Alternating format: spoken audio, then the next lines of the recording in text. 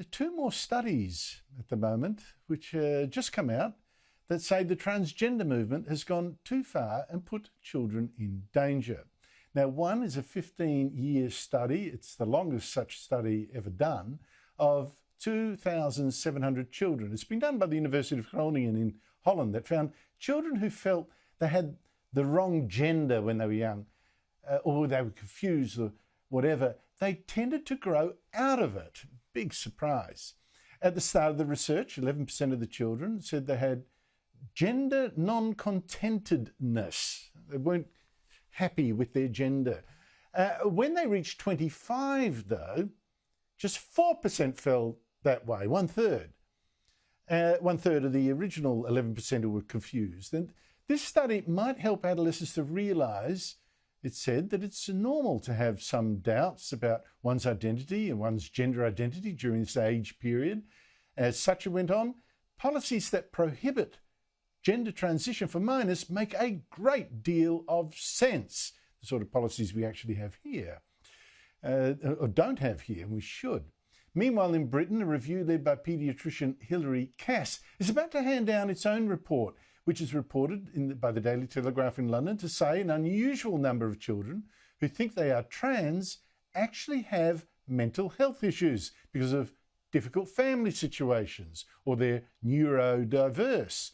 And her report is expected to warn that it's wrong to assume that it's in the best interest of children who think they are trans to change gender. And there should be extreme caution over the use of drugs such as puberty blockers and cross-sex hormones, even once someone is over 18 years old. Joining me is Andrew Amos, as an academic psychiatrist who co-authored a paper in the journal Australasian Psychiatry that we've talked about before, warning that there's just too much politics and not enough science in helping children change gender. Andrew Amos, thanks again for your time. How important are these two reports? Because it's now becoming a fair body of work saying this sort of thing. Oh, indeed. Look, Andrew, I think in a few years' time, we're going to look back at these reports as incredibly important, particularly the Cass review. If what we've heard is true, the final version of the review is going to confirm what critics have been begging medical authorities to look into for several years.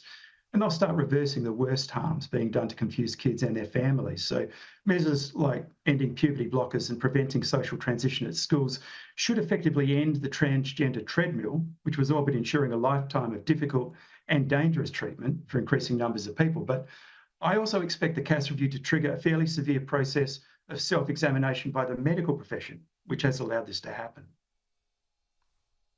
Because, of course, the same findings would have to apply to children here getting treated for supposedly being transgender, wouldn't they? Oh, no question. Very, very similar.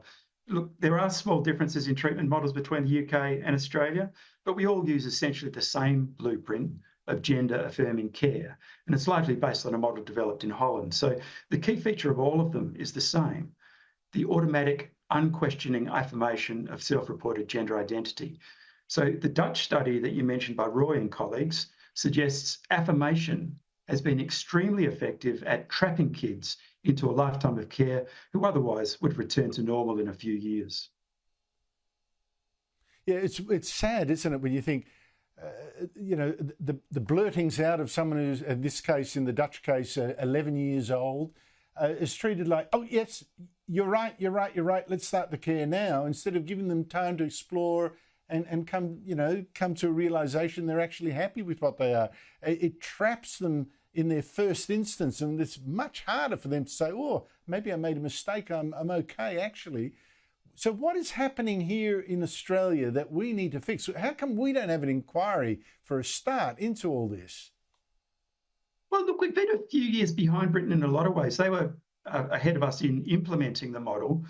And what that meant was they saw the big increase in numbers before we did. And then, of course, they saw the problems emerging from that big increase in numbers before we did. So a few years ago, the biggest institute, the Tavistock Institute, which was doing all of the gender affirming care in England, basically generated a lot of reports of poor practice, essentially. They weren't really checking or mental illness in the patients that were presenting with gender confusion. And that causes something called diagnostic overshadowing. technical term, but it basically just means if you're looking so intently for gender identity, you miss the things that are actually causing the problem. So And in your case, we're behind them, we're catching up. And in short, the kind of things that we're missing out in diagnosing these children, or that the so-called experts are missing out on, what warning signs are there? Well, one of the problems, they weren't looking for those warning signs. So there were a number of whistleblowers who were basically saying at the Tavistock Institute in the UK, they weren't really checking for the sorts of mental illnesses that overlap with gender identity. So particularly things like autism, neurodiversity, as they're starting to call it now, but also personality disorders, mood disorders like depression and anxiety. So if you're not looking for those things and you're predisposed to think everything is gender identity, it then becomes very easy to say, well, every patient that comes in the door has gender identity, has an issue with gender identity, and therefore that's what we're going to focus on. What you were mentioning before about the behaviour is also very true. If you reinforce the idea that someone has a gender diverse identity, you're essentially making it more likely they'll continue to express those ideas. It's very what we call reinforcing. Very basic part of human nature is if you give people attention for something, they're very likely to keep on doing it. And that was really the way people were being trapped in the transgender treadmill. Young kids were coming in, they were confused. Particularly if they are. People would they treat them very nicely. They are from difficult homes as well. It is a way to get attention and care and love and all that kind of stuff. It's very sad. Andrew Amos, I'd like to thank you again for the work that you've been doing here. It's been an unpopular kind of field to be in for a while, but I think history is coming your way very, very fast. Thank you so much for your time.